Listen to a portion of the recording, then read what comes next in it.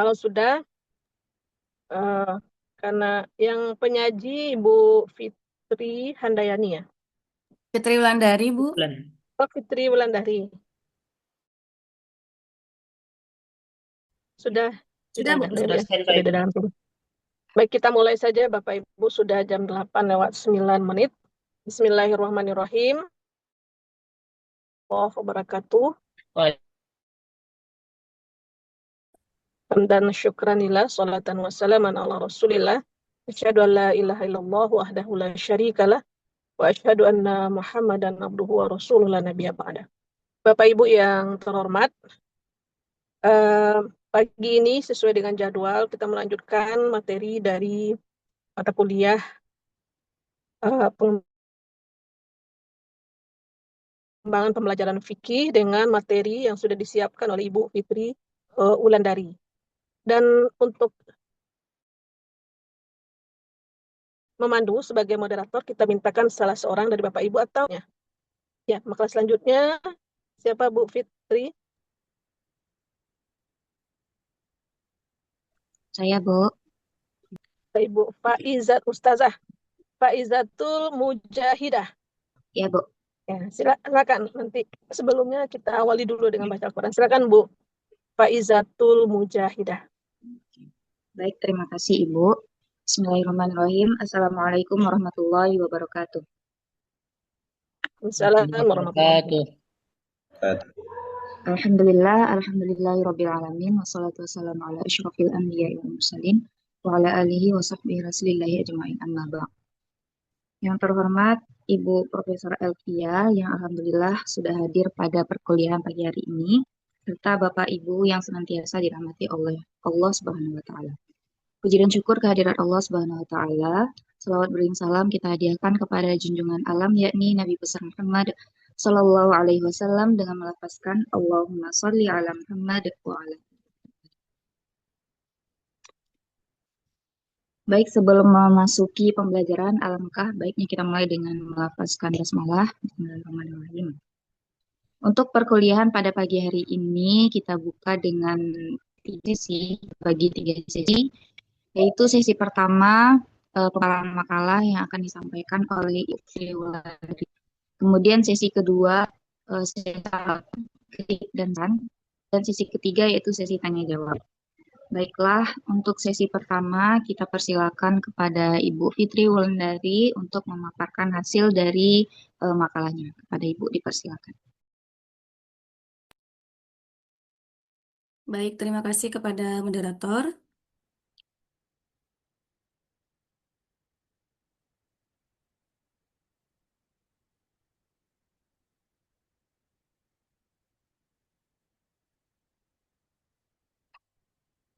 Apakah sudah tampak slide saya, Bapak Ibu? Sudah nampak, Bu Sudah, Faiza? Bu. Sudah, Bu. Sudah, Bu. Baik. Sudah, Bu. Aman. Oke, siap. Kita awali dengan baca Al-Quran dulu Bu. Baik, Bu. A'udzu billahi minasy syaithanir rajim. Bismillahirrahmanirrahim. إن في خلق السماوات والأرض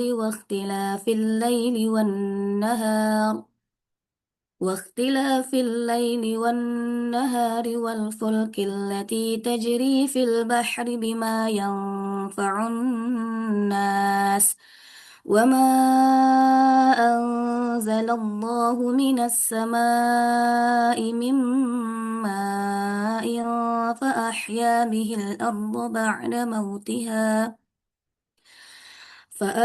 به الأرض بعد موتها وبث فيها من كل دابة وتصريف الرياح والسحاب المسخر بين السماء والأرض لآيات لقوم يعقلون. Quran Surah Al-Baqarah ayat 164. Baik Bapak Ibu, Assalamualaikum warahmatullahi wabarakatuh. Alhamdulillahirabbil alamin, arrahmanir rahim, maliki yaumiddin. Allahumma shalli ala Muhammad wa ala ali Muhammad. Yang saya hormati Ibu Profesor Dr. Elvia, MAG, kemudian Ibu Dr. Wilrahmi Izzati, MPD yang telah bersama kita pada kesempatan pagi ini, serta Bapak Ibu semua yang sudah hadir dalam Zoom meeting kita. Izinkan Ana untuk menyampaikan hasil makalah yang telah dirumuskan dengan judul Strategi Pembelajaran Fikih Interaktif dalam Hal Critical Thinking, berbasis Critical Thinking. Pembelajaran fikih merupakan bagian penting dalam pendidikan Islam yang bertujuan untuk membentuk pemahaman peserta didik terhadap hukum-hukum syariat serta kemampuan mengamalkannya dalam kehidupan sehari-hari. Fikih tidak hanya berkaitan dengan aspek ibadah, tetapi juga mencakup muamalah yang terus berkembang seiring dinamika kehidupan. Namun, realitas di lapangan menunjukkan bahwa pembelajaran fikih masih didominasi oleh metode konvensional yang berpusat pada guru, atau kita kenal dengan teacher-centered learning. Sementara itu, dalam konteks pendidikan abad ke-21, kemampuan berpikir kritis atau critical thinking menjadi salah satu kompetensi yang sangat penting. Begitupun dalam pembelajaran fikih, karena materi fikih tidak hanya bersifat normatif, tetapi juga memerlukan pemahaman kontekstual dan aplikatif. Dengan demikian, strategi pembelajaran fikih interaktif berbasis critical thinking menjadi alternatif yang relevan untuk menjawab tantangan tersebut. Secara etimologis, fikih berasal dari kata faqaha yafqahu fiqhan. Fiqhan, yang berarti memahami secara mendalam. Secara terminologis, fikih diartikan sebagai ilmu yang mempelajari hukum-hukum syariat Islam yang bersifat amaliyah yang diambil dari dalil-dalil yang terperinci. Menurut Wahbah al-Zuhaili, fikih adalah pengetahuan tentang hukum-hukum syariat yang berkaitan dengan perbuatan manusia yang diperoleh dari dalil-dalil yang rinci. Sehubungan dengan ini, Ramayulis menjelaskan bahwa fikih merupakan bagian dari pendidikan agama Islam yang berfungsi membimbing peserta didik dalam memahami dan mengamalkan hukum Islam dalam kehidupan sehari-hari. Sementara itu, definisi pembelajaran adalah proses interaksi antara peserta didik dengan pendidik dan sumber belajar dalam suatu lingkungan belajar. Kita simpulkan bahwa pembelajaran fikih merupakan proses pendidikan yang tidak hanya bertujuan untuk memberikan pengetahuan tentang hukum Islam, tetapi juga membentuk kemampuan peserta didik dalam memahami, menghayati, dan mengamalkan hukum tersebut secara tepat dalam kehidupan sehari-hari. Pengertian pembelajaran interaktif menurut Hamzah B. Uno adalah pembelajaran interaktif memberikan kesempatan kepada peserta didik untuk terlibat secara langsung dalam proses pembelajaran melalui berbagai aktivitas seperti diskusi, tanya jawab, dan kerja kelompok. Prinsip-prinsipnya, yang pertama, prinsip keaktifan. Peserta didik harus terlibat secara aktif dalam proses pembelajaran, baik secara fisik maupun mental. Kedua, prinsip interaksi. Terjadi komunikasi dua arah atau lebih antara guru dan peserta didik maupun antar peserta didik. Ketiga, prinsip partisipasi. Setiap peserta didik diberi kesempatan untuk berkontribusi dalam pembelajaran. Empat, prinsip keterlibatan emosional. Pembelajaran harus mampu menarik minat dan motivasi peserta didik. Dan yang kelima, prinsip keterkaitan atau kontekstual, yang mana materi pembelajaran dikaitkan dengan pengalaman dan kehidupan nyata peserta didik. Maka dapat kita simpulkan bahwa pembelajaran fikih interaktif adalah suatu proses pembelajaran yang mengintegrasikan materi fikih dengan pendekatan interaktif, di mana peserta didik secara aktif terlibat dalam diskusi, analisis dalil, dan pemecahan masalah, sehingga mampu mengembangkan pemahaman yang mendalam serta keterampilan berpikir kritis dalam menerapkan hukum Islam. Selanjutnya, kita akan bahas konsep critical thinking. Menurut Robert Ennis, berpikir kritis atau critical thinking adalah proses berpikir reflektif dan rasional yang digunakan untuk menentukan apa yang harus dipercaya atau dilakukan. Sejalan dengan itu, Peter menyatakan bahwa berpikir kritis mencakup keterampilan interpretasi, analisis, evaluasi, inferensi, penjelasan, dan pengaturan diri. Ada 4 peran critical thinking dalam pembelajaran fikih. Yang pertama, menganalisis dalil Al-Quran dan hadis secara sistematis, tidak hanya membaca secara tekstual, tetapi juga memahami konteks, makna, serta relevansinya terhadap permasalahan yang dihadapi. Dalam konteks fikih, kemampuan ini sangat penting agar peserta didik tidak salah dalam memahami dasar hukum. Kedua, memahami adanya perbedaan pendapat ulama secara bijaksana. Fikih sebagai hasil ijtihad para ulama membuka ruang adanya keragaman pandangan dalam menetapkan hukum. Melalui kemampuan berpikir kritis, peserta didik dapat menelaah berbagai pendapat tersebut, memahami argumentasi yang digunakan, serta menghargai perbedaan sebagai bagian dari kekayaan khazanah Islam. Ketiga, membantu peserta didik menarik kesimpulan hukum secara logis dan bertanggung jawab. Yang keempat, mengaplikasikan hukum fikih dalam kehidupan nyata secara kontekstual dan mengaitkan konsep fikih dengan situasi yang dihadapi, sehingga mampu mengambil keputusan yang sesuai dengan prinsip syariat Islam. Menurut Hamzah B. Uno, strategi pembelajaran merupakan cara yang digunakan oleh pendidik dalam mengelola pembelajaran agar tujuan yang telah ditetapkan dapat tercapai secara efektif. Nah, konsep pembelajaran interaktif berbasis critical thinking ini memiliki dasar yang kuat dalam ajaran Islam. Hal ini dapat dilihat dari berbagai ayat Al-Quran yang mendorong manusia untuk berpikir, memahami, dan berdialog. Di antaranya, dalil perintah berpikir kritis dalam Quran Surah Al-Baqarah ayat 164 yang sudah saya bacakan di awal tadi, yang terdapat pada ujung ayatnya. La ayatil liqaumi ya'qilun. Sungguh merupakan tanda-tanda kebesaran Allah bagi kaum yang mengerti. Berikutnya strategi interaktif critical thinking. Ada 6 poin. Yang pertama, perencanaan pembelajaran. Guru perlu merancang pembelajaran secara sistematis, mulai dari penentuan tujuan, pemilihan materi, metode, media, hingga evaluasi pembelajaran. Kedua, pemberian masalah fikih kontekstual. Pemberian masalah fikih yang berkaitan dengan kehidupan sehari-hari. Dan yang ketiga, diskusi kelompok. Peserta didik dibagi ke dalam kelompok untuk mendiskusikan permasalahan yang diberikan.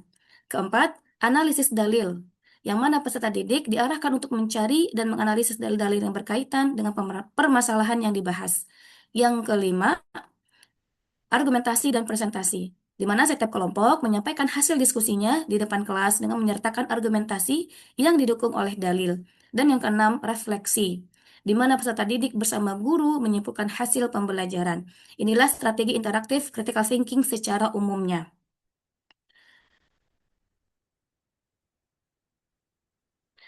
Kita masuk kepada model strategi pembelajaran fikih interaktif berbasis critical thinking. Yang pertama, model Deep Dialogue Critical Thinking, atau selanjutnya kita akan sebut dengan istilah DDCT. Model ini menekankan pembelajaran melalui dialog mendalam yang bersifat reflektif dan kritis. Kita contohkan dalam materi fikih ibadah, topik hal-hal yang membatalkan wudhu. Maka yang bisa kita lakukan sebagai guru adalah menyusun langkah-langkahnya. Yang pertama, penyajian masalah, memberikan stimulus. Contohnya, guru memberikan kasus kontekstual. Seorang siswa tidak sengaja menyentuh tangan temannya yang bukan mahram. Apakah wudhunya batal? Nah, di sini guru memberikan kasus kontekstual. Langkah kedua, siswa melakukan refleksi individu. Siswa diminta berpikir sendiri terlebih dahulu. Apa pendapat saya? Apakah wudhunya batal atau tidak? Apa alasannya? Yang langkah ketiga, dialog mendalam. Diskusi kelompok. Siswa dibagi kelompok kecil untuk berdialog, membandingkan pendapat masing-masing, kemudian mengemukakan alasannya, dan mengkritisi pendapat teman. Yang mana ini semua dilakukan dalam kelompok. Yang keempat, analisis dalil. Siswa mencari dan mengkaji dalil yang terkait dalam permasalahan, kemudian siswa mulai menafsirkan makna dalil dan menghubungkan dengan kasus. Langkah yang kelima, argumentasi dan presentasi. Setiap kelompok menyampaikan hasil, kemudian siswa yang lain menanggapi dan terjadilah dialog kritis. Step yang keenam, klarifikasi dan penguatan guru. Guru meluruskan. Dalam topik yang tadi, ternyata ada perbedaan pendapat ulama. Yang kemudian yang kedua, memberikan pemahaman yang benarnya. Dan yang ketiga, menekankan sikap toleransi. Terakhir, refleksi dan kesimpulan. Siswa menyimpulkan ada perbedaan pendapat, semua memiliki dasar dalil, dan sikap yang tepat adalah bijak dan toleran. Inilah model Deep Dialogue Critical Thinking. Yang kedua, model Problem Based Learning atau PBL.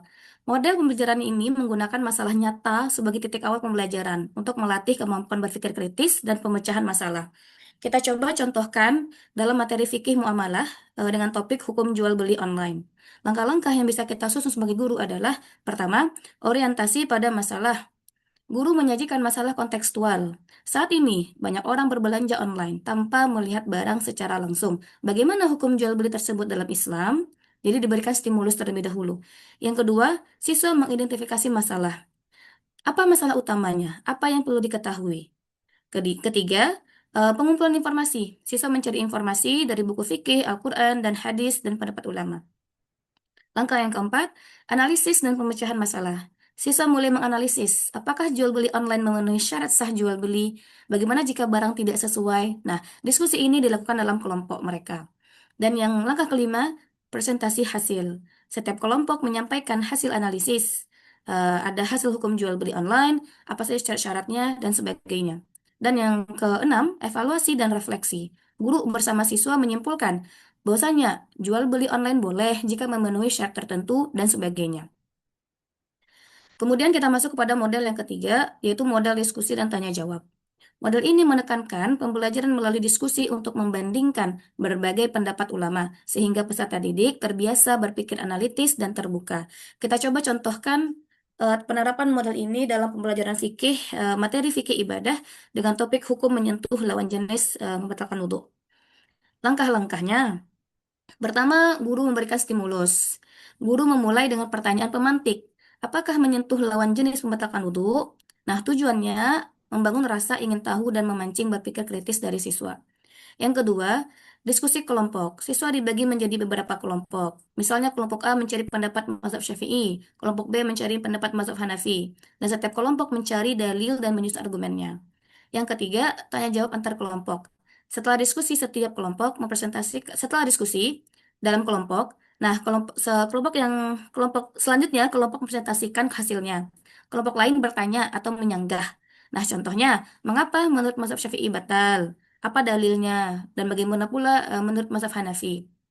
Yang keempat, klarifikasi dan penguatan guru. Guru menjelaskan perbedaan pendapat, menunjukkan dalil yang digunakan, dan menekankan sikap toleransi dalam fikih. Terakhir, refleksi dan kesimpulan. Siswa menyimpulkan bahwa ada perbedaan pendapat ulama.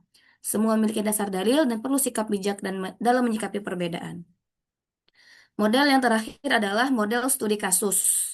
Model studi kasus ini menggunakan situasi nyata untuk melatih kemampuan analisis dan pengambilan keputusan. Kita contohkan dalam materi fikih muamalah dengan topik penggunaan pay letter dalam transaksi online, di mana guru menyusun langkah-langkahnya. Yang pertama, menyajikan kasusnya. Guru menyampaikan kasus nyata, semisal seorang siswa membeli barang secara online menggunakan fitur pay letter yang mengharuskan membayar lebih dari harga asli karena adanya tambahan biaya. Bagaimana hukum transaksi tersebut dalam Islam? Nah, pertanyaan pemantik ini bertujuan menghadirkan masalah kontekstual agar siswa berpikir kritis. Yang kedua, siswa mengidentifikasi masalahnya. Siswa diminta mengidentifikasi apa inti dari masalahnya, unsur apa saja yang ada. Yang ketiga, analisis berdasarkan konsep fikih. Siswa mulai mengkaji, mencari dalil Al-Qur'annya tentang riba, hadis tentang terkait transaksi, syarat sah jual beli, dan lain sebagainya. Yang keempat, penyusunan solusi. Siswa menyimpulkan apakah boleh atau tidak boleh, kemudian dengan syarat seperti apa. Nah, diskusi ini dilakukan dalam kelompok. Yang kelima, presentasi dan diskusi. Setiap kelompok menyampaikan hasil analisis, memberikan dalil, menjawab pertanyaan kelompok lain. Nah, inilah terjadinya di sini interaksi dan argumentasi. Dan yang terakhir, evaluasi dan penguatan guru. Guru tetap wajib meluruskan pemahaman, menjelaskan konsep riba, memberikan kesimpulan yang benar. Kelebihan dan tantangan menggunakan model strategi pembelajaran fikih interaktif berbasis critical thinking. Kelebihannya ada 3. Pertama, meningkatkan pemahaman mendalam, di mana peserta didik tidak hanya menghafal hukum fikih, tetapi juga memahami dalil, makna, serta relevansinya dalam kehidupan sehari-hari melalui proses analisis dan refleksi. Kemudian yang kedua, melatih berpikir kritis dan logis, di mana siswa dilatih untuk menganalisis dalil, mengevaluasi pendapat ulama, serta menarik kesimpulan hukum secara rasional dan sistematis. Yang ketiga, meningkatkan partisipasi siswa, yang mana pembelajaran interaktif mendorong siswa aktif dalam diskusi, tanya jawab, dan presentasi, sehingga meningkatkan keterlibatan dan motivasi belajar. Sementara itu, tantangannya juga ada 3. Yang pertama, kesiapan guru. Guru dituntut memiliki kemampuan dalam merancang pembelajaran interaktif, mengelola diskusi, serta membimbing proses berpikir kritis siswa. Yang kedua, keterbatasan waktu, di mana proses pembelajaran yang melibatkan diskusi, analisis, refleksi membutuhkan waktu lebih lama dibandingkan dengan konvensional. Dan yang ketiga, variasi kemampuan siswa, di mana ada perbedaan kemampuan berpikir dan pemahaman siswa akan mempengaruhi jalannya pembelajaran, sehingga diperlukan strategi yang adaptif. Cukup sekian penyampaian makalah kelompok 6 dari Ana. Terima kasih atas segala perhatian. Dikembalikan kepada moderator. Baik, terima kasih Bu Fitri Wulandari. Kita lanjut kepada sesi kedua, yaitu sesi kritik dan saran. Kepada Bapak Ibu yang ingin memberikan kritik ataupun saran terhadap makalah Ibu Fitri Wulandari, kami persilakan.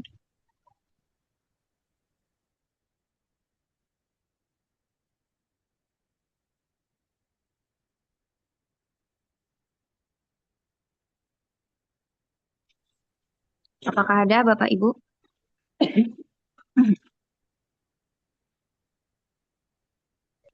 Baik, sepertinya tidak ada. Kalau begitu kita lanjut saja masuk kepada sesi ketiga, yaitu sesi diskusi. Kami persilakan kepada Bapak Ibu yang bertanya. Sudah ada yang mengangkat tangan, Pak Rocky, apakah lagi Bapak Ibu?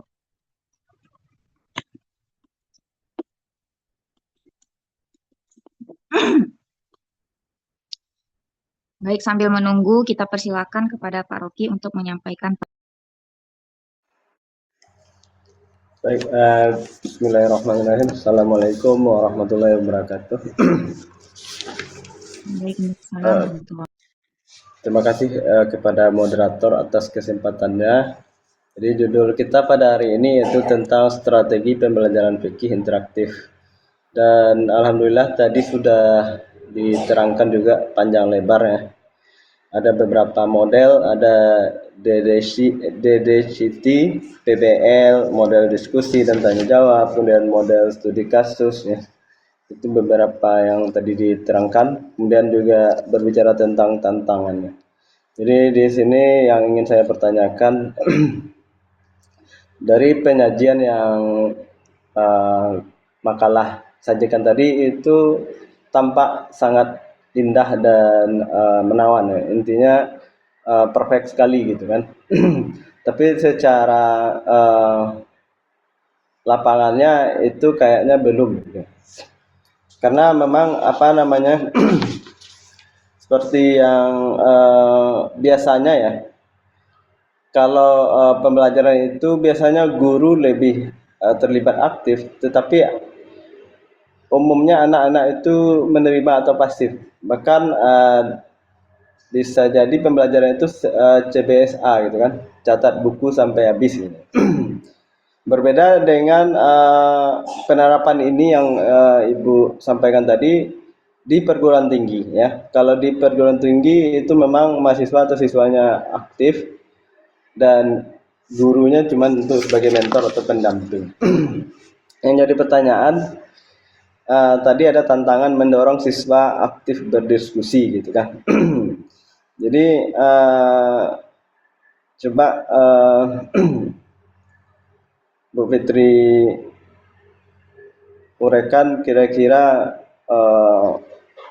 bagaimana caranya agar siswa-siswa atau peserta didik itu memang bisa keterlibatan aktif, karena tadi juga disebutkan berbagai latar belakang mental, psikologi dan kejiwaannya gitu kan. Intinya kesiapannya pun anak-anak itu berbeda gitu. Dan ada anak sampai sekarang tidak berani untuk unjuk gigi ya, atau unjuk dirinya gitu kan. Dan kebanyakan kalau di sekolah cuman yang dikatakan berprestasi saja yang bisa berbicara di depan gitu. Jadi itu yang jadi kunci pertanyaan. Sekian, terima kasih. Baik, terima kasih Pak Rocky. Bagaimana Bapak Ibu, apakah ada yang ingin menambahkan pertanyaan? Dipersilakan.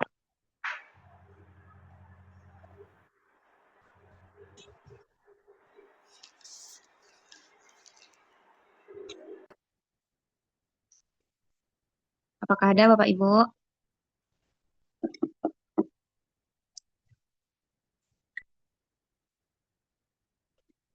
Baik, jika tidak ada, jika belum ada, sambil menunggu, apakah Bu Fitri sudah bisa menjawab atau bagaimana? Bisa, Bu. Baik, Bu. Perlu diulangi lagi pertanyaannya, Bu, atau sudah cukup, Bu? Insya Allah udah tertangkap. Tapi nanti kalau salah tolong diluruskan lagi sama Baik. penanya. Baik, silakan Ibu untuk dijawab pertanyaan dari Pak Rocky. Baik, terima kasih moderator. Untuk pertanyaan pertama dari Pak Rocky, bagaimana terkait dengan tantangan dalam pembelajaran? Apa yang Pak Rocky sampaikan itu sudah tergambar dalam makalah. Kemudian juga dan diawali dengan latar belakang. Kalau kita sama-sama baca latar belakang masalah dalam makalah saya, selama ini kita memang teacher center learning, guru yang berpusat. Nah, inilah hadir model-model terbaru dari abad 21, dari yang sekarang kita ini. Untuk agar kita bisa tetap dinamis dengan zaman. Inilah model-model yang ditawarkan, ada 4 yang saya masukkan di sini. Tentunya pasti bahkan lebih banyak lagi model-model di luar sana yang bisa kita adaptasi dalam pembelajaran fikih ke depannya begitu. Nah, maka karena latar belakang pendidikan kita itu, proses pelajaran mengajar kita itu teacher center learning, itu tidak bisa lagi relevan dengan kehidupan zaman sekarang, tantangan zaman sekarang begitu, Pak. Makanya hadirlah isu-isu terbaru, salah satunya pembelajaran interaktif, dalam hal ini critical thinking. Pertanyaan Bapak tadi terkait salah satu tantangan ya, ada tantangannya siswa itu mendorong siswa untuk berpikir aktif dan kritis begitu.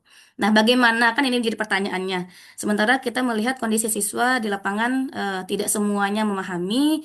Kalaupun ya, terus kalau Bapak bilang ada sekolah yang bilang ada sekolah yang memberikan kesempatan bicara siswa itu kepada yang pintar-pintar saja. Kalau itu kan studi kasus sekolahnya berarti ya Pak ya gitu. Di sini saya ambil secara umum eh tadi pertanyaan Maaf, Rofi tadi. tunggu dulu. Maaf, Hmm. bukan yang pintar-pintar. Maksudnya yang pintar-pintar itu yang aktif saja gitu. Yang lainnya yang enggak punya keinginan enggak juga gitu ya. Bukan Betul. atau mengizinkan gitu. Tapi emang Baik, baik. yang patut-patut pintar saya, yang patut-patut aktif saya. Gitu. Betul, Pak. Siap, Pak. Berarti artinya anak-anak ini tidak merasa tertarik dengan pembelajaran tersebut. Sehingga yang merasa yang ibarat kata kemampuan yang biasa atau malah low itu cenderung santai, nak mau ikut terlibat dan segala macam. Itulah tugas kita sebagai guru. Guru zaman sekarang tidak lagi hanya transfer ilmu saja, tapi kita menjadi fasilitator di kelas bersama anak begitu. Nah, maka bagaimana caranya siswa terlibat aktif dengan kemampuan mereka yang berbeda-beda? Dalam hal ini, dalam model-model tadi yang sudah disampaikan, ada beberapa step. Dan kita bisa melihat bahwasanya setiap pembelajaran itu, Pak, tidak langsung diminta anak berpikirnya itu logis. Dia kan bertahap. Bertahap. Ketika ada guru menyampaikan permasalahan materi pada saat itu, ditanya kepada siswa dulu. Apa menurut kamu tentang masalah ini? Mungkin Bapak Ibu seperti Pak Alimun dan Ibu-ibu yang lainnya, kita kan sering memberikan pertanyaan pemantik agar anak-anak ini melatih daya pikir mereka. Untuk anak-anak tadi yang cenderung tidak tertarik dengan pembelajaran, di sanalah tugas guru. Kita merencanakan pembelajaran seperti tadi yang di poin yang halaman ya ada 6, ada poin 6. Ada yang pertama tuh perencanaan pembelajaran. Kita sebagai guru harus dari awal itu merencanakan materinya apa, metodenya apa, medianya apa, dan lain sebagainya. Dengan kita melihat bahwasanya ada satu kelas di mana di sini porsi anak yang santai belajar itu lebih dominan mungkin dibanding anak yang bisa mengikuti pelajaran dengan baik. Maka apa nih metode kita yang bisa kita gunakan itu dulu. Nah, untuk saran metode yang bisa digunakan oleh guru dengan cara seperti tadi, ada model-modelnya tadi tuh Pak. Kita berikan permasalahan, kita berikan stimulus pertanyaan, kita minta anak berpikir sendiri. Ketika anak berpikir sendiri ini, guru tidak boleh membiarkan saja, karena guru fasilitator. Ketika melihat anak masih saja santai, masih saja sibuk dengan eh, apa urusannya sendiri, apakah itu menggambar atau dia ngobrol sama kawannya. Di sanalah tugas guru untuk menegur, ataupun bertanya apa kendala yang dia hadapi. Masalahnya sekarang tidak semua guru mampu melakukan itu. Makanya dikatakan pada tantangan di poin yang terakhir, di tantangan kesiapan guru. Guru dituntut memiliki kemampuan dalam merancang pembelajaran interaktif, mengelola diskusi. Jadi mengelola, bukan membiarkan anak ini bilang ini, itu bilang itu, yang ini santai, ini tidur, tidak, tapi mengelola diskusi itu serta membimbing proses berpikir kritis siswa. Jadi kita membimbing, Pak. Kita bimbing anak ini berpikirnya. Kita berikan dari level, mungkin dari level level analisis yang sederhana. Nanti baru meningkat, meningkat dan meningkat begitu. Dan kalau kita sejauh yang Anda pahami gitu, dalam pembelajaran di kelas itu kan juga ada diferensiasinya. Nanti bisa dibantu diluruskan Bapak Ibu yang lain. Di mana kita tidak bisa memang menyamakan kemampuan anak. Ada anak yang memang secara IQ-nya oke, ada yang low. Ada anak yang secara kerajinan oke, ada yang malas. Maka dari hal-hal yang seperti ini, kita sebisa mungkin membentuk kelas, mengaktifkan kelas sebaik mungkin, tapi untuk eh, untuk membuat anak itu mendapatkan porsi yang sama yang dia tangkap, itu berbeda-beda. Itu yang diferensiasi tadi. Untuk anak yang pintar bisa jadi didapat 5 poin yang dia dapatkan. Untuk anak yang low, 2 poin saja. Jangan kita samakan KKM-nya. Nah, ini membuat anak itu tidak merasa terbebani. Oh, dia harus sampai sana ya, Bu, tahapnya misalnya. Oh, kalau dia tidak, kita berikan pengertian. Kamu sampai sampai 2 saja dulu tahapannya. Nah, itu yang saya pahami selama ini, Pak. Sehingga ketika pembelajaran di kelas berlangsung, anak yang merasa dia low, dia tetap bisa ikut kegiatan itu, kegiatan PBM itu tanpa harus merasa terbebani.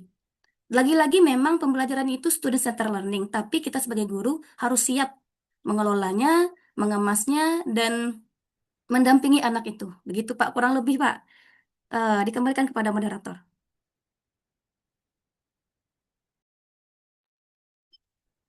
Baik, terima kasih Bu Fitri Wulandari. Itu tadi jawaban dari Bu Fitri.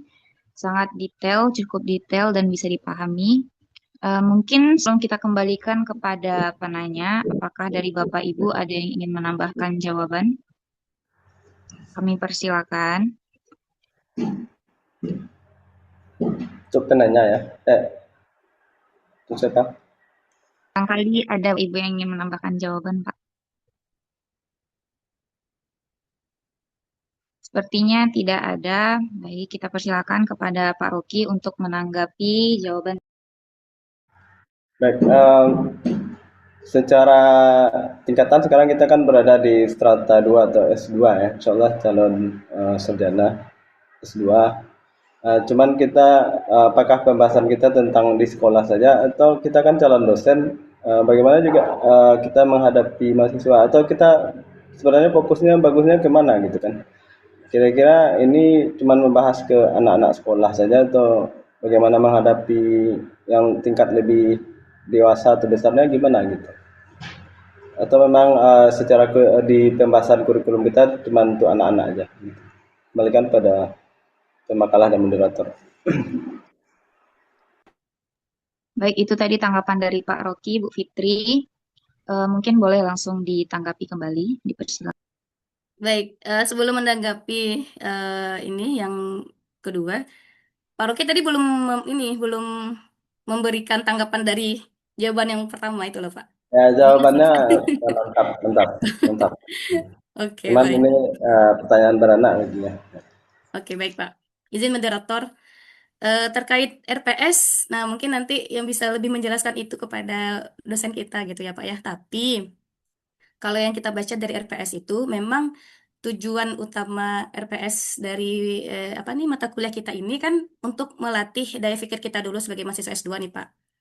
Nah, kemudian tentunya nanti turunan kita adalah kita siap untuk memberikan pembelajaran fikih yang adaptif dengan zaman ini. Yang nggak jauh-jauh pasti ke sekolah karena kita praktisi pendidikan di sini. Baik itu SD, SMP, SMA. Dan juga tidak menutup kemungkinan di eh, kalangan mahasiswa di S1. Bahkan tadi kan di awal Pak Rocky sudah menyampaikan Ini sepertinya strategi ini kalau untuk mahasiswa ini bisa lah. Kalau untuk sekolah itu bagaimana? Kan itu tadi pertanyaannya di awal. Makanya tadi sampailah bagaimana mendorong siswa gitu. Artinya di sini Pak Rocky juga sudah sepakat ini bisa kita gunakan untuk mahasiswa.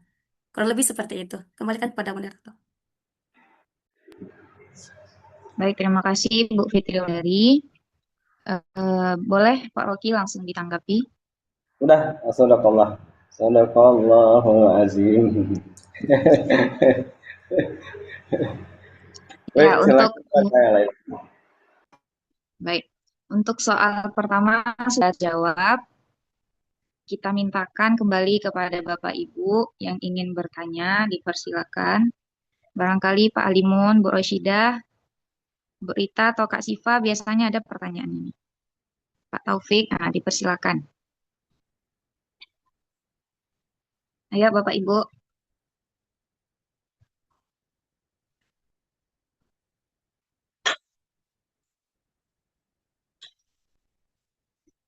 Oke, mungkin Bapak Ibu yang lain masih memikirkan kira-kira apa yang akan dipertanyakan. Boleh bertanya. Boleh Pak, dipersilakan. Baik, Oke, Pak Mam. ini nih standar berpikir fikih. Ini kan standarisasi SD, SMP, SMA. Juga berbeda antara madrasah dan pesantren juga gitu kan. Filsafat fikih itu kan usul fikih. Nah, jadi cara berpikir fikih itu salah satunya alatnya usul fikih. Jadi untuk SD gitu, kalau kita buat seperti ini, sedangkan ini efek nantinya bagi anak-anak yang dia itu diajar untuk berpikir fikih tetapi tidak melalui kaidah fikih gitu. Tidak melalui alatnya. Ini itu menurut pemakalah seperti apa tuh? Contoh misalnya di SMA, dia berpikir fikih itu melalui usul fikih gitu kan. Sedangkan di SMA tidak ada gitu. Ini dampak terburuk dan terbesarnya gimana apanya nih? Nanti kalau misalnya di madrasah mungkin ada, di pesantren juga mungkin ada, pasti ada gitu kan. Di madrasah juga ada. Kalau di SMA gitu, nanti kalau disuruh berpikir fikih, sedangkan mereka itu tidak ada alat untuk berpikir tentang bagaimana pemikiran fikih itu, filsafat dari fikih itu, cara berpikir fikih itu. Ini menurut pemakalah hal yang seperti ini gimana nih? Gitu. Minta tolong apa? Kita mungkin ada yang di SMA ngajar. Gimana solusinya tuh? Dan solusi dan bagaimana cara supaya mereka itu tidak salah dalam berpikir. Itu sekian. Assalamualaikum. Waalaikumsalam warahmatullahi wabarakatuh. Bagaimana Bu Fitri, bisa ditangkap mungkin pertanyaan dari Pak Taufik? Insya Allah, moderator. Oke, sebelum dijawab, kita persilakan dulu kepada Pak Alimun untuk menyampaikan pertanyaannya.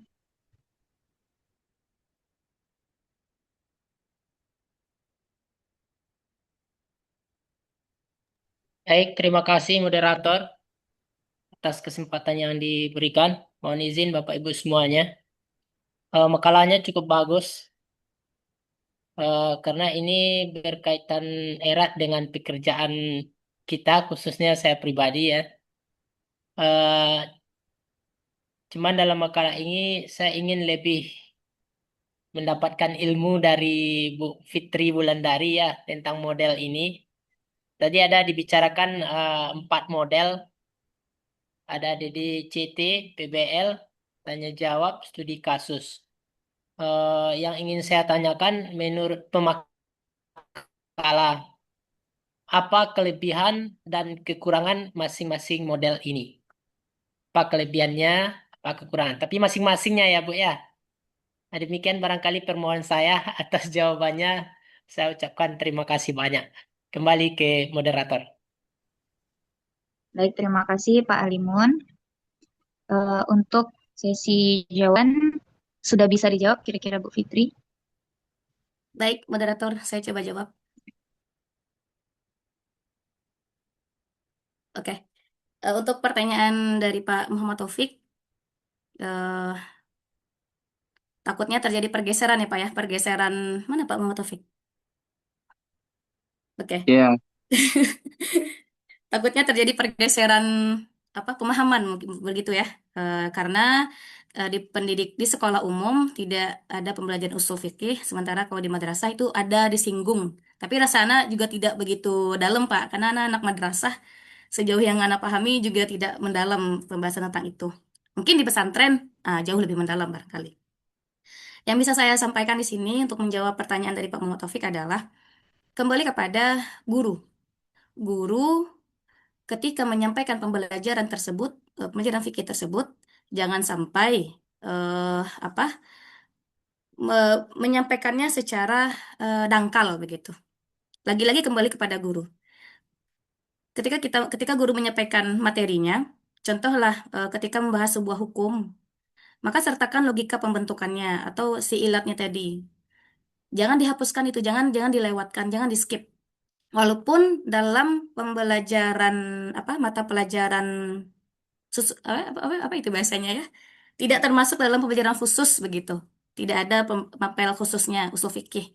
Tapi ketika pembelajaran fikihnya, berarti guru guru fikih memiliki kewajiban untuk menyampaikan si logika pembentukan tadi, analisis ilatnya tadi, agar tidak terjadi mispemahaman. Itu yang bisa Anda pahami, bisa Anda sampaikan, Pak Taufik. Nanti bisa ditambahkan dengan teman-teman yang lain. Kemudian langsung izin menjawab pertanyaan dari Pak Alimun. Apa tadi? Ke perbedaan ya Pak ya? Perbedaan dari masing-masing model ya, kelebihan kekurangan. Kelebihan dan kekurangan masing-masing model, Bu. Baik. Terkait perbedaan, kelebihan, kekurangan dari si masing-masing model ini, dalam makalah pada halaman 18 itu sudah disertakan bahwasanya kita bisa melihat apa saja yang ada dalam DDCT, apa yang tidak ada dalam PBL. Ada apa yang ada dalam diskusi tanya jawab dan apa yang tidak ada dalam studi kasus. Dalam makalah halaman 18 itu, 18, 19, lengkap semua disampaikan, mulai dari aspek fokus utamanya, aspek konsep dasarnya, aspek fokus utama, aspek peran siswanya, aspek peran guru, aspek langkah-langkahnya, tingkat berpikirnya, kelebihan dan kekurangannya, contoh fikihnya, dan kesesuaian critical thinking. Mungkin Pak Alimun bisa boleh dicek dulu makalah. Nah, mungkin bagian yang mananya yang Pak Alimun butuh penjelasan lebih lanjut. Mungkin seperti itu moderator. Dikembalikan dulu. Baik, terima kasih Bu Triwulandari. Untuk jawaban atas pertanyaan dari Pak Muhammad Taufik, sebelum dikembalikan kepada penanya, kami persilakan kepada Bapak Ibu barangkali ada yang ingin membantu menambahkan jawaban.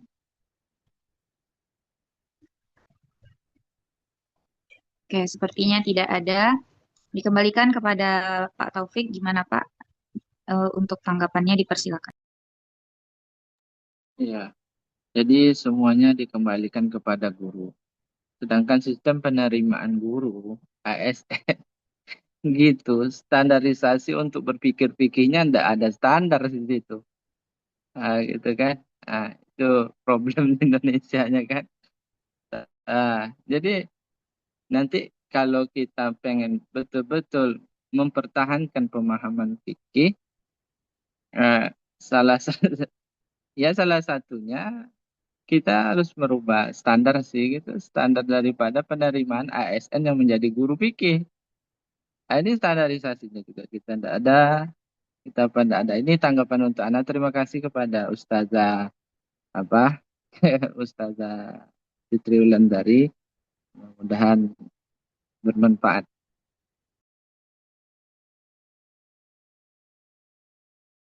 Oke, lanjut. Baik, terima kasih Pak Taufik. Bu Fitri, barangkali ada tanggapan lagi Kita ulang saja. Cukup, Ibu Moderator. Baik. Untuk jawaban atas pertanyaan dari Pak Alimun Fajri, apakah Bapak Ibu ada yang ingin menambahkan? Insya Allah diskusi kita seperti yang dikatakan oleh Ibu Profesor akan dilanjutkan sampai jam 9.30. Jadi silakan Bapak Ibu yang ingin memberikan pendapatnya, kami sangat terbuka untuk menerima. Baik, izin moderator. Ya Bu, silakan. Ini karena diberikan waktu yang panjang oleh ibu dosen kita. Jadi untuk penjawaban dari pertanyaan Pak Alimun, barangkali Bapak Ibu semuanya, mari kita lihat makalah yang sudah dikirimkan. Nah, mari kita cerna bersama terkait kelebihan dan kekurangan ini. Nah, untuk kelebihan kekurangan Pak Alimun, izin Pak untuk membacakannya. Untuk DDCT, Deep Dialogue Critical Thinking, ini kelebihannya adalah dia mendalam dan melatih refleksi dan argumentasi. Tapi kekurangannya butuh waktu yang lama dan butuh guru yang terampil begitu. Kemudian yang kedua, problem based learning PBL. Kelebihan dari ini adalah modelnya itu kontekstual. Maaf Bapak Ibu, baterai Ana low.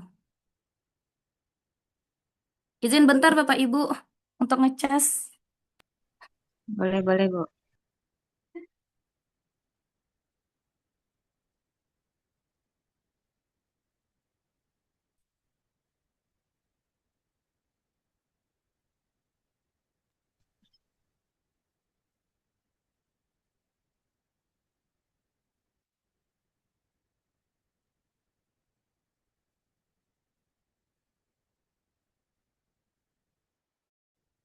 Oke.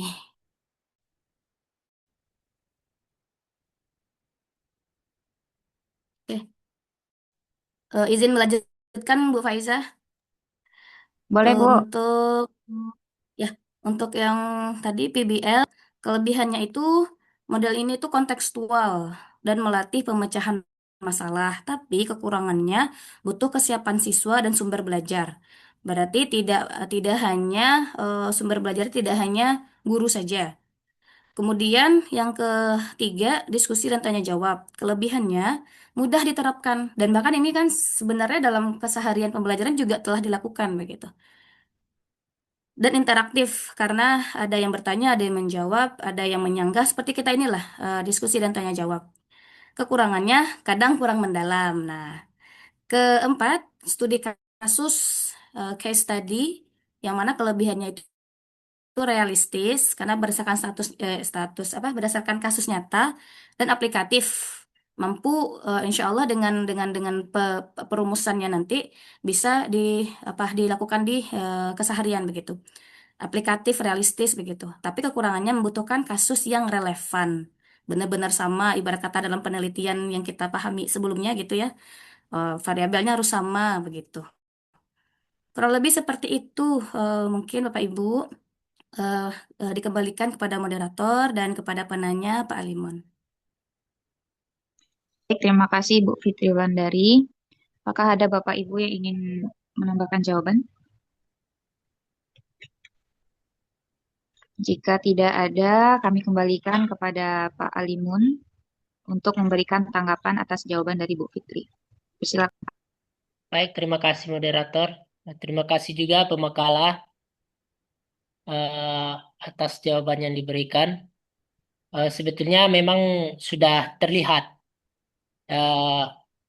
secara teoritis ada di makalah yang dipaparkan, itu sudah saya baca. Cuma yang saya mintakan tadi bagaimana pendapat pemakalah gitu. Kan itu kan pemahaman dari pemakalah. Karena kenapa? Berbagai metode yang dipelajari di sekolah hari ini itu sudah cukup bagus secara teoritis. Tapi kenapa guru tetap teacher center learning? Itu kan hasil pemahaman. Kenapa dia? Karena gurunya berpemahaman seperti itu. Jadi yang ingin saya gali tadi pemahaman pemakalah ini tentang yang 4 ini menurut pemakalah sendiri gitu kan. Bukan secara teoritis dari pakar-pakar. Kalau dari pakar-pakar tidak bisa kita pungkiri lagi, sudah cukup bagus. Cuman kita lagi yang kadang salah memahami. Makanya saya awali tadi pertanyaan saya, bagaimana menurut pemakalah, kan begitu tadi ya. Barangkali itu sedikit feedback dari saya. Jika ada yang masih bisa dibagi, saya cukup berlapang dada untuk menerimanya. Terima kasih. Saya kembalikan ke moderator. Baik. Sebelum dikembalikan kepada Bu Fitri, kami mintakan pada Pak Ibu, nah tadi ada arahan dari Bu dosen untuk mendalami tentang model eh, critical thinking. Jadi nanti sembari dijawab oleh Bu Fitri, boleh dipikirkan kembali oleh Bapak Ibu terkait dengan pendalaman model tersebut. Oke, dikembalikan kepada Bu Fitri, dipersilakan untuk kembali menjawab menurut pendapat Ibu seperti itu tadi permintaan dari Pak Liman. Persilakan. Baik, baik Bu, siap Bu. Apakah kedengaran Bapak Ibu? Karena di laptop Ana nih agak ngadet apa? Dengar Agak Bu, error. aman-aman. Bapak Ibu gerak-gerak ini slow motion gitu di Ana ini. Lancar ya, Bu Faiza? Masih Suaranya bagus aman, Bu. kedengarannya, Bu. Oke Pak. Berarti laptop saya ini. Izin Pak Limun. Nah, berarti ada apa? Miss pendengaran berarti tadi itu. Baik.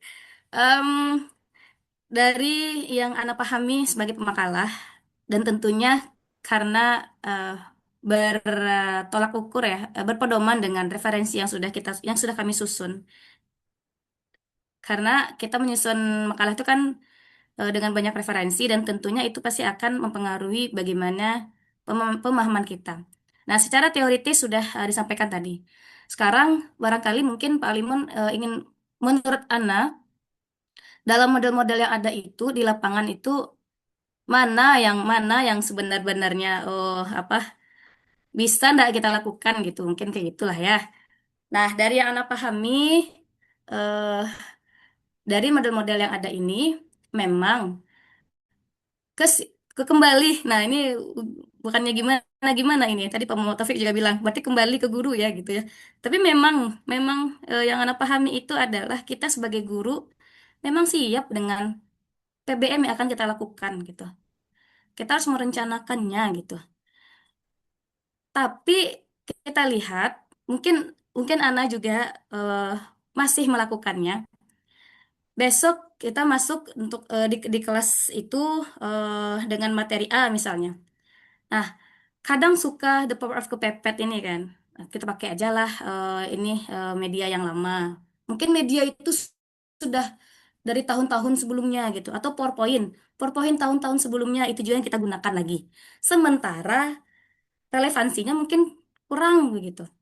Anak-anak yang kita temui dalam kelas itu berbeda lagi. Karena pasti Bapak Ibu merasakan kan dalam soalnya dari misalnya kelas 6 deh gitu contohnya. Kelas 6A sama 6B. 6A ini nak tanggung antusiasnya anak itu. Apapun yang kita ajarkan di sana antusias dia dan kita senang karena interaktif. Walaupun kita se apa belum merencanakan dengan matang untuk interaktif, tapi karena feedbacknya bagus, itu bagus jadinya senang kita. Nah, masuk kepada kelas yang berikutnya. Contohnya kelas B. Kelas B ini heterogen ternyata anak-anaknya. Ada yang senang, ada yang pasif, ada yang mungkin antipati aja dia nggak mau lah gitu kan. Nah, kan kita menemukan tuh di kelas seperti itu anak-anaknya. Sehingga media yang harusnya kita gunakan di 6A tadi tidak bisa kita gunakan di 6B. Seharusnya kalau cara berpikir kita sebagai guru seperti itu. Kita merencanakan pembelajaran dengan sebaik-baiknya. Itulah kenapa kita guru merasa kenapa materi susah kali ya sama anak kelas itu gitu atau sama ya kelas 6 ini 6 itu misalnya. Karena mungkin jalan yang digunakannya itu beda.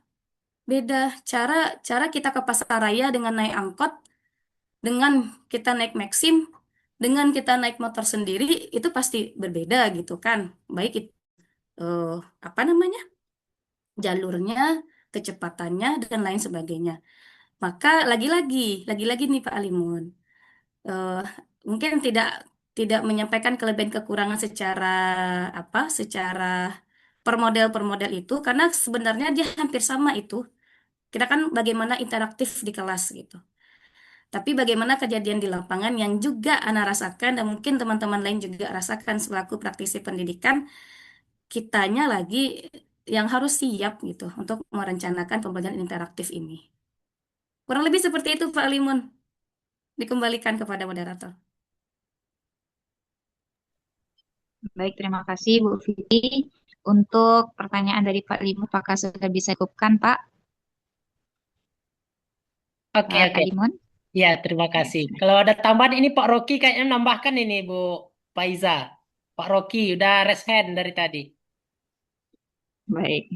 Ya, untuk Pak Rocky dipersilakan barangkali ingin menambahkan jawaban, tapi saya lebih berharap mungkin menambahkan pertanyaan terkait dengan arahan dari Ibu dosen tadi. Silakan Pak Rocky. Baik, karena dikasih waktu sampai 9.30, tentu kita isi lah ya, kita ramaikan. Begini, tadi menyambung juga pembahasan kita tentang kelebihan dan kekurangan tadi. Jadi sebenarnya menarik apa yang sudah dipaparkan di sini ya. Jadi di sini juga disampaikan kelebihannya DDCT itu mendalam, kemudian kekurangannya waktu yang lama, kemudian PBL secara kontekstual bagus gitu kan. Tanya jawab juga secara interaktif, tapi ada beberapa kekurangannya. Jadi kalau seperti ini tentu secara pembelajaran belum juga mencapai kemaksimalan lah gitu. Karena contoh saja DDCT tadi adalah kelebihannya itu kan apanya lebih mendalam gitu, tapi membutuhkan waktu yang lama. Jadi seperti ini tidak bisa dengan pembelajaran hanya di kelas atau sekolah saja berarti gitu. Jadi bagaimana ini tanggapannya tentang bagaimana kalau kita ingin pembelajaran itu secara kolektif atau secara pemahaman kita itu atau kepintarannya itu memang betul-betul pintar gitu. Nah, tidak tahu sedikit tentang yang banyak, tahu banyak tentang sedikit saja gitu kan. Nah, gitu. Baik, kembalikan kepada Ibu. Baik, itu tadi menambah pertanyaan berhubungan dengan pertanyaan dari Pak Alimun. Sebelum kembali kepada Ini Bu Fitri, moderator Bu Faiza iya Bu. nge-lag. Jadi itu habis itu Halo. skip, baru kedengaran lagi. Agak terloncat Ana tadi. Mungkin boleh dibantu diulas pertanyaan. Mohon maaf juga sebelumnya tadi saya kurang menyimak. Pak Rocky mungkin boleh diulangi pertanyaannya Pak. Intinya bagaimana pembelajaran kita itu memang secara kolektifnya, secara menyeluruhnya tuh memang bisa kita mendapatkan pembelajaran yang perfect gitu.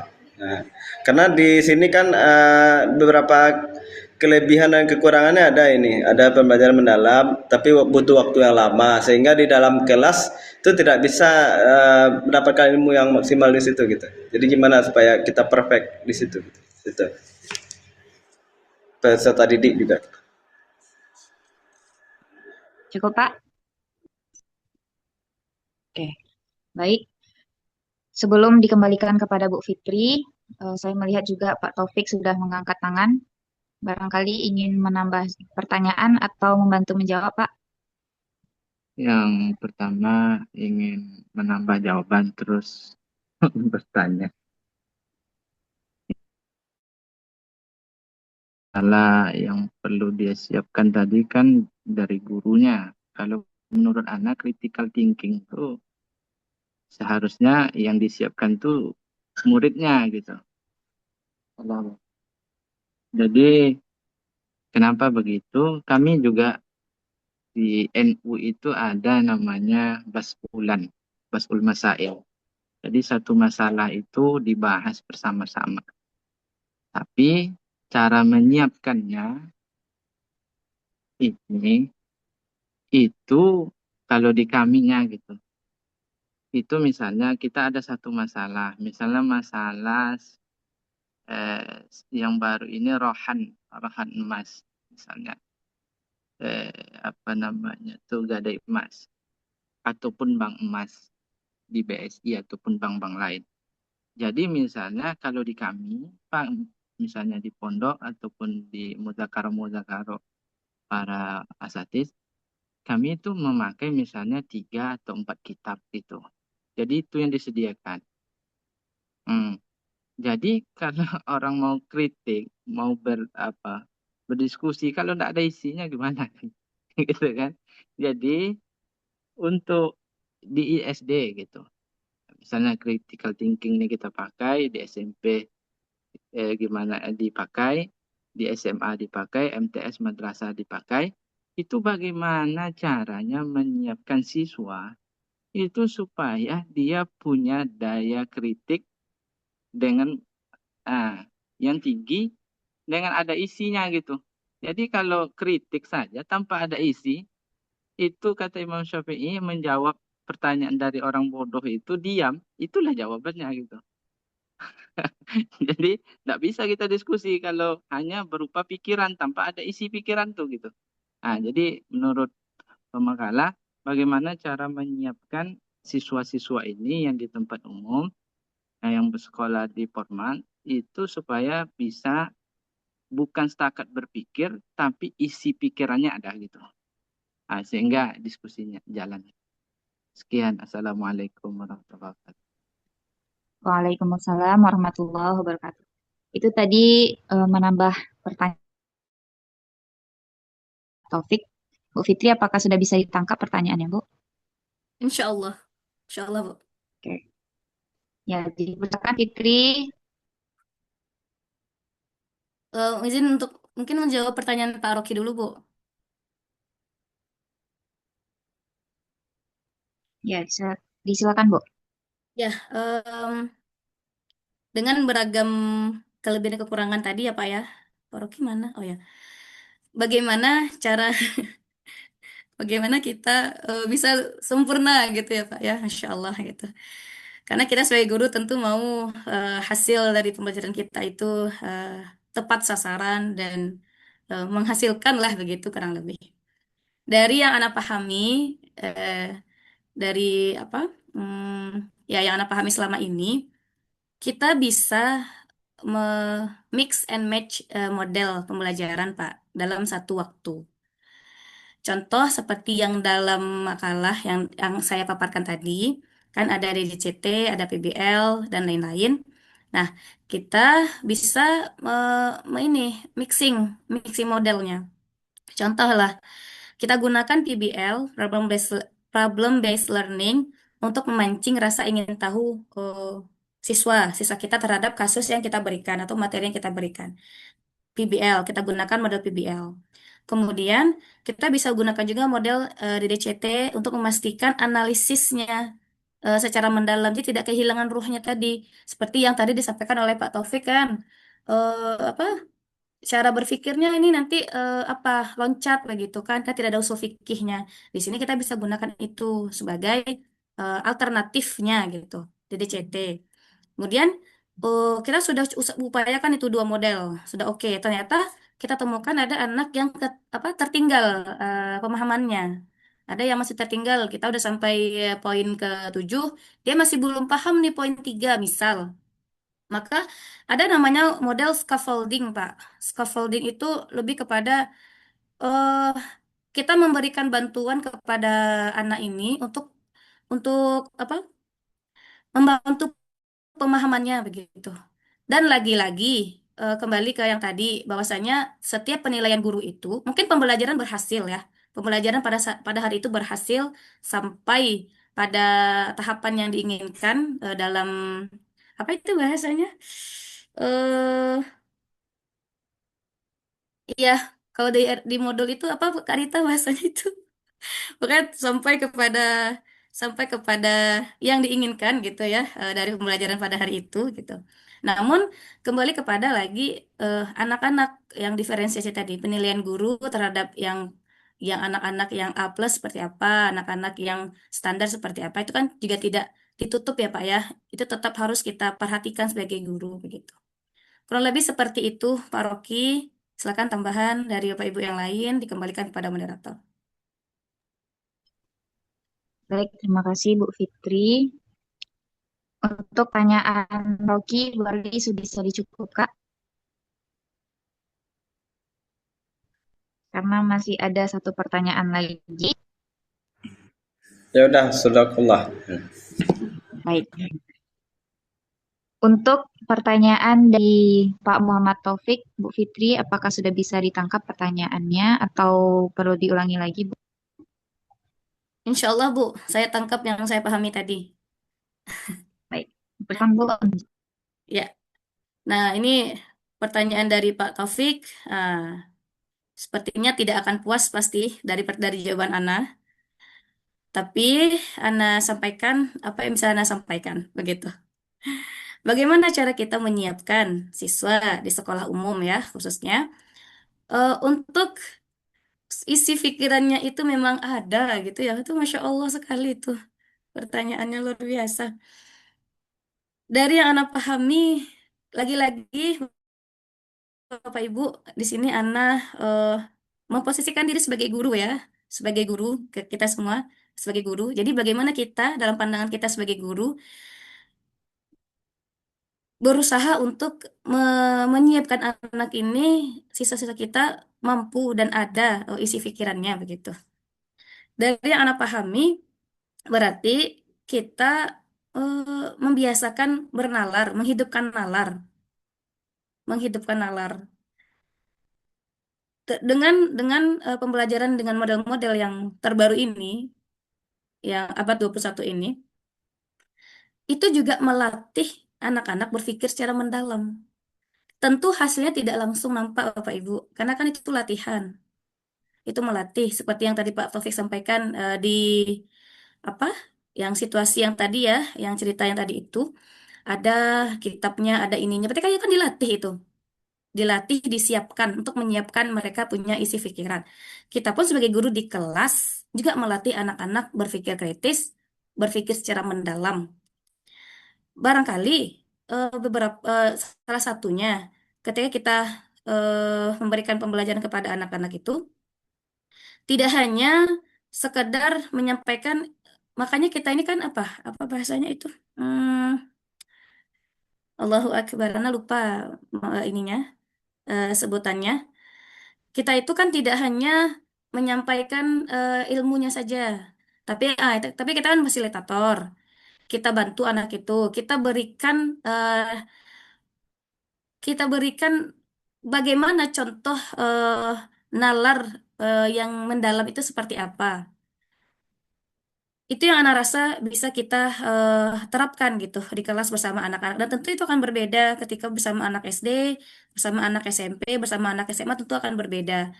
Apa namanya? Pokok, kalau di kurikulum 13 ya kalau tidak salah itu ada C1-nya, C2-nya gitu. Levelnya itu akan berbeda begitu.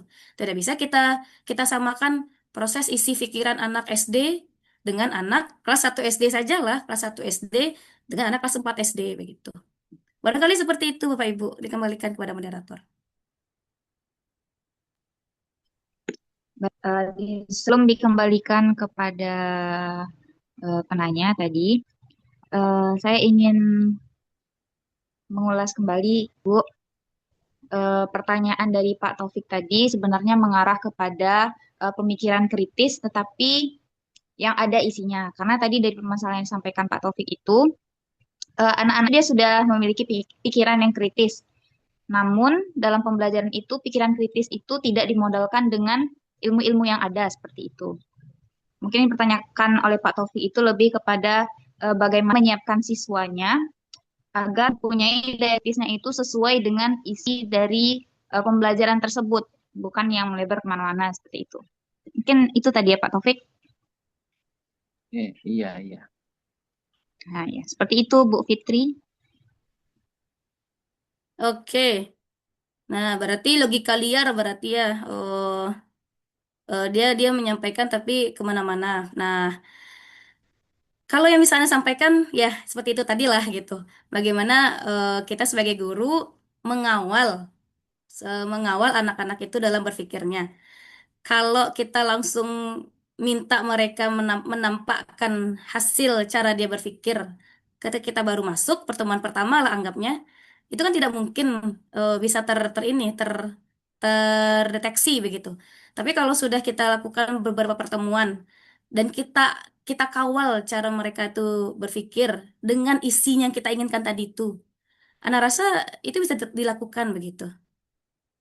Dan strategi-strateginya tentu ya bisa jadi banyak teknik-teknik mungkin yang bisa kita adaptif. Namun pada saat ini yang bisa Ana sampaikan cukup segitu dulu Bu Faizah. Silakan nanti kita lempar kepada teman-teman. Dikembalikan Bu. Baik. Ya, terima kasih Bu Fitri Wulandari. Saya sudah melihat di sini Pak Rocky dan Bu Roshida sudah mengangkat tangan. Karena tadi Pak Rocky yang duluan mengangkat tangan, nah dipersilakan untuk Pak Rocky menyampaikan ilmunya. Untuk sebenarnya kalau agar supaya isi pikirannya itu mantap gitu kan, menurut saya pilihan lembaga lagi, pilihan sekolah gitu kan.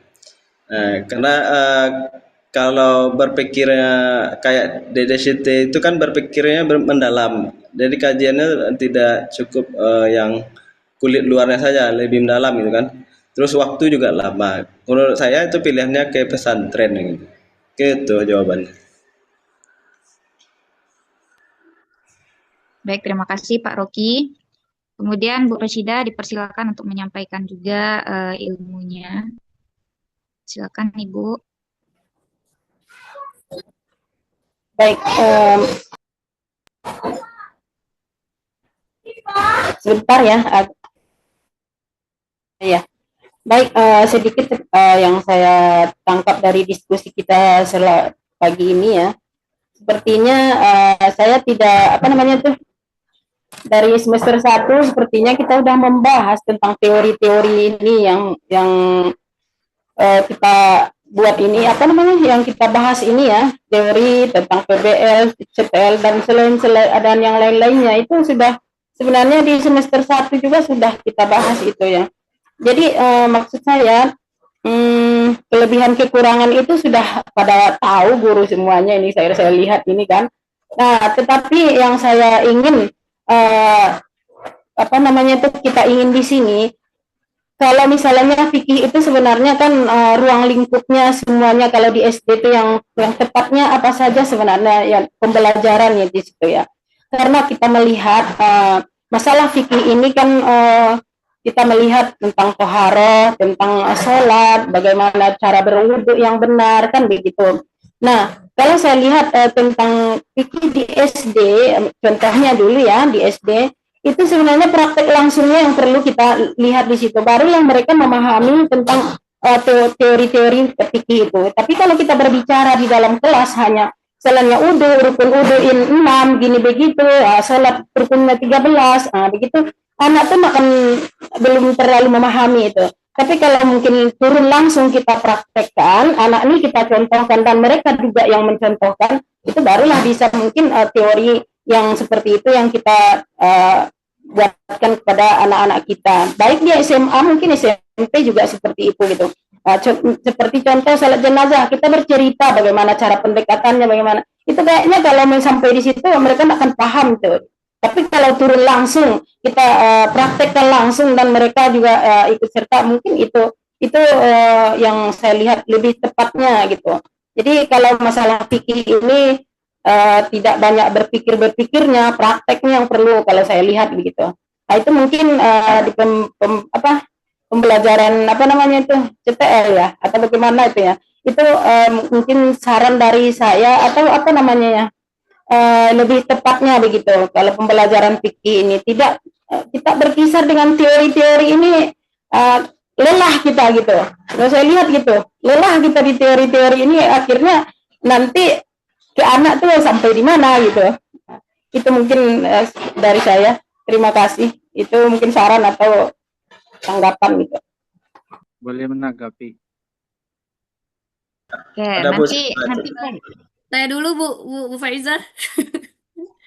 Saya ingin sebelumnya Kak Siva mau menanggapi sebenarnya nanti saya waktu untuk Bu Fitri dan Pak Taufik.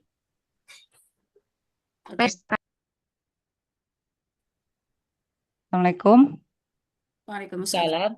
Oke, Bisa terdengar ya. unmute. Masih. Terima kasih kepada moderator atas kesempatannya. Izin Bapak Ibu semua yang ingin mau menanggapi juga. Eh, ya moderator, saya izin menanggapi juga. Sebenarnya dari pemaparan Fitri tadi sudah ini ya, sudah lumayan sudah cukup gitu. Karena yang kita bahas di sini kan strategi pembelajaran fikih interaktif, salah satunya itu dengan critical thinking.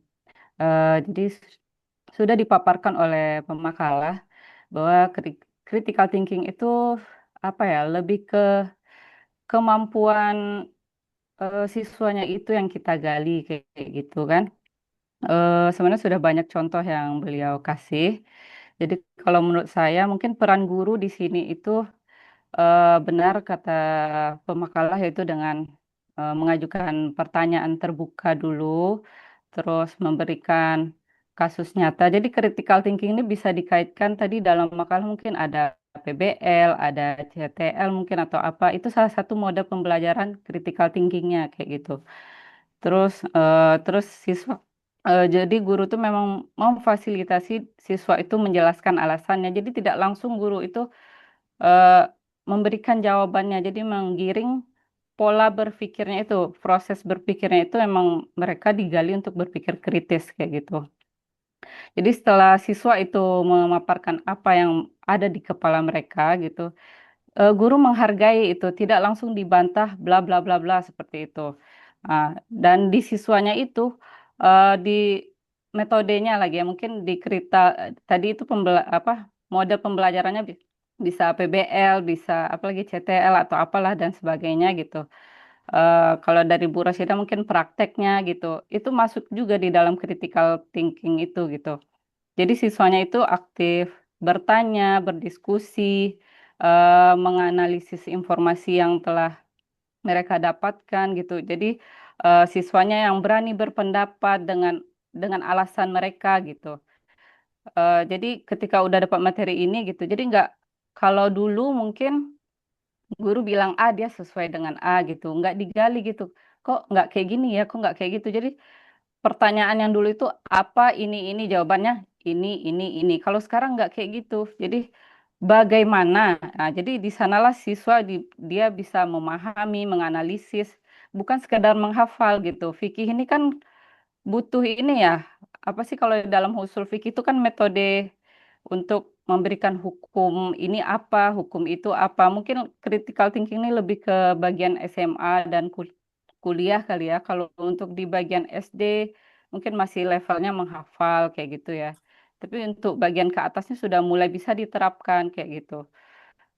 Gitu sih menurut saya sih. Jadi contohnya tuh mungkin sudah sudah ada. Misal kayak gurunya, menurut kalian apa sih transaksi ini sah? Kenapa sah gitu? Kan pasti kayak gitu kan pertanyaannya untuk menggali dia memberikan alasan sesuai dengan pemahaman dia kayak gitu. Nanti siswa itu mencari dalilnya apa, terus dia memberikan argumen, terus dia yang menyimpulkan, oh begini ya. Kayak kita mungkin belajar hadis, kan dosen apa sih Pak Edi tuh ngasih pertanyaan bla bla bla bla. Jadi kita tuh mikir, oh ini ya.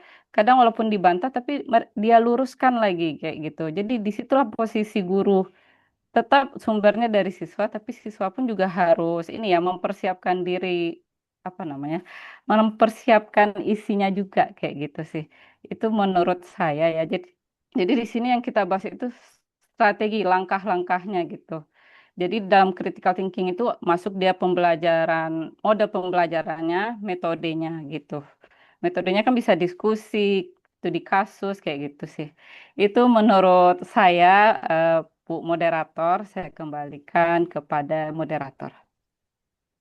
Baik, terima kasih Bu Siva atas jawabannya.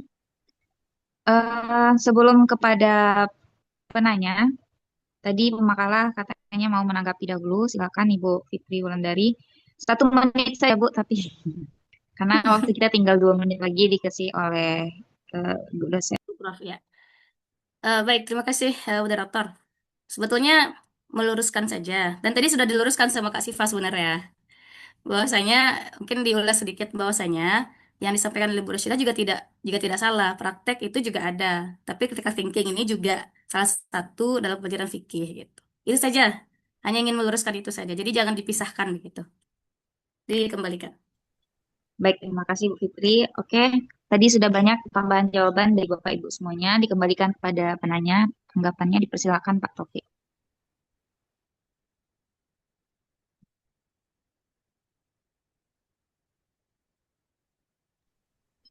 Pak Taufik, dipersilakan untuk menanggapi.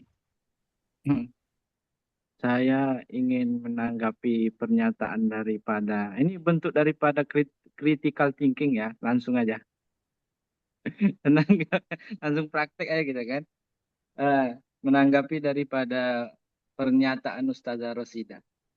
Tentang fikih itu praktek aja. Ilmunya tidak usah. Kalau ilmu itu, praktek itu bagian daripada ilmu dia.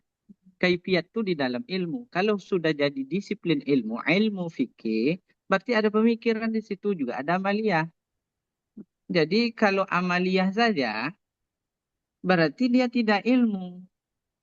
Adat dia. Ini kalau sudah ada ilmu, berarti di dalam ilmu itu ada kaifiat. Maka solat, ada kaifiat solatnya. Berarti ilmu fikih, bab solat. Kan? Bab solat.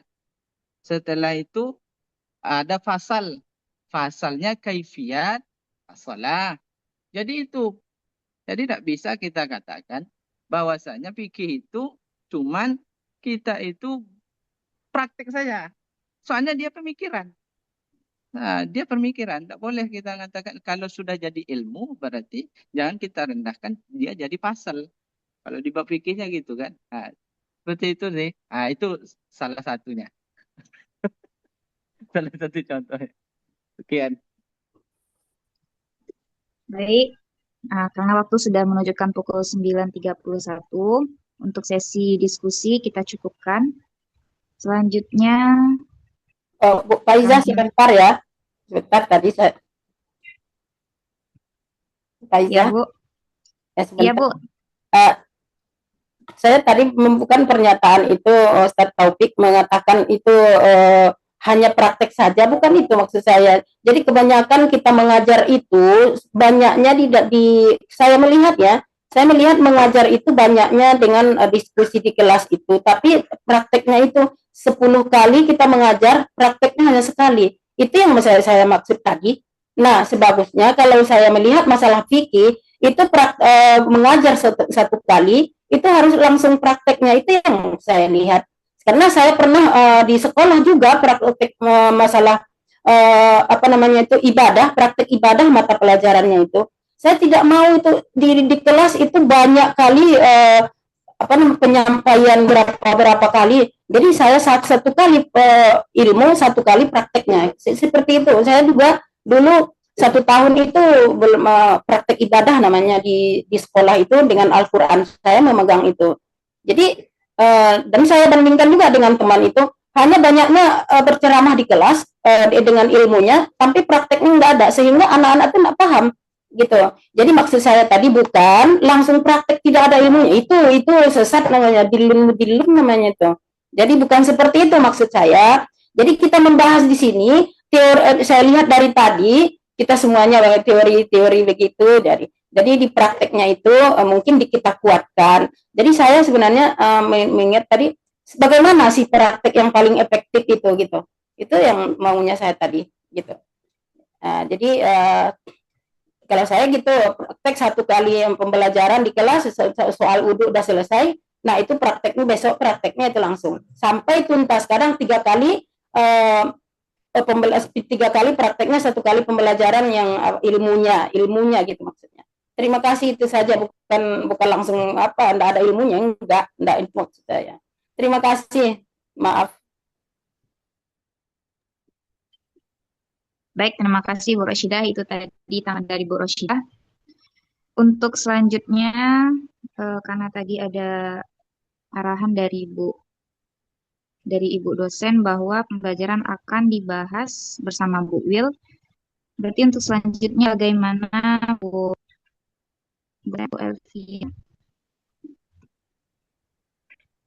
Apakah diskusinya dilanjutkan atau bagaimana Ibu?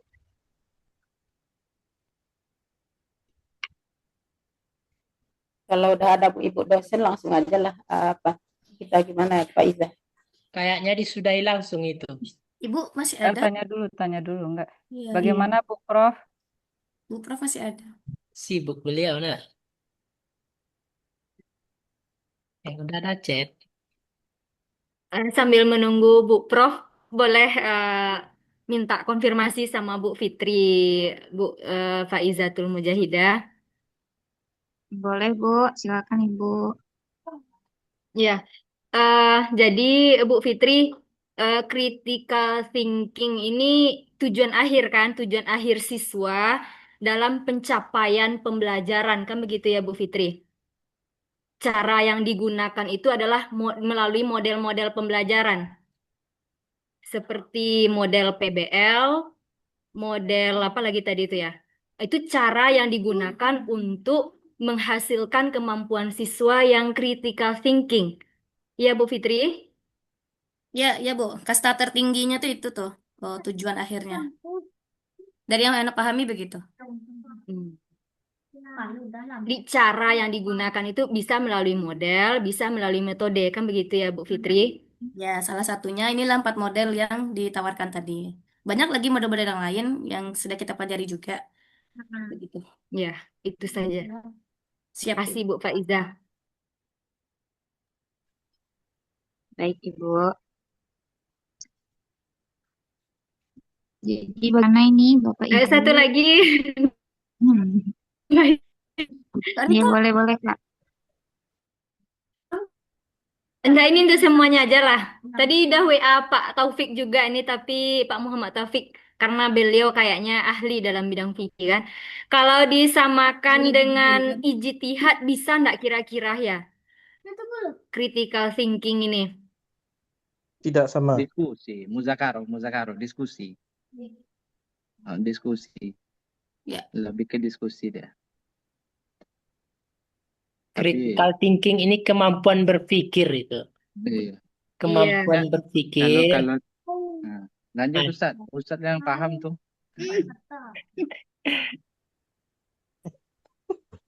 Gimana Ustaz? Ya, Lanjut Pak Limon. Kami critical menunggu nih. thinking itu kemampuan berpikir. Jadi kita itu punya anak-anak itu hendaknya punya kemampuan berpikir dengan ilmu tentang hal yang dibahas. Kan selama ini anak-anak itu kan malas berpikir itu. Karena mereka enaknya main game gitu kan. Main game. Jadi kemampuan berpikir itu hari ini mulai kendor. Teori-teori itu sudah mulai sedikit tinggal di otak kita kan. Karena peradaban hari ini begitu. Seperti kita yang kuliah S2 ini aja lah. Yang betul-betul memiliki ilmunya mungkin nggak seberapa orang kan. Jujur aja kan, nggak ana misalnya saya sendiri. Jadi yang betul-betul memiliki ilmu sehingga bisa berdebat dengan ilmu itu, bilang Pak Topik tadi kita memiliki ilmunya baru kita bisa berdiskusi, itu sedikit kita kan. Itu bukti nyata. Makanya kemampuan berpikir itu bisa ditingkatkan dengan cara-cara yang ditawarkan oleh Bu Fitri Wulandari tadi. Itu menurut Ana ya. ya, terima kasih Pak. Jadi dengan metode ijtihad dalam Islam kira-kira sama enggak ya Pak? Ijtihad. Kalau langkahnya sih sama sih kan.